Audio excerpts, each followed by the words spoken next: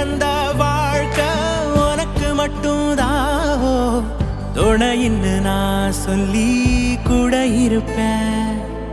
நெஜத்துல ஏன் துணை நீ தாண்டி அழகு பூதாண்டி ஏன் ராசாத்தி.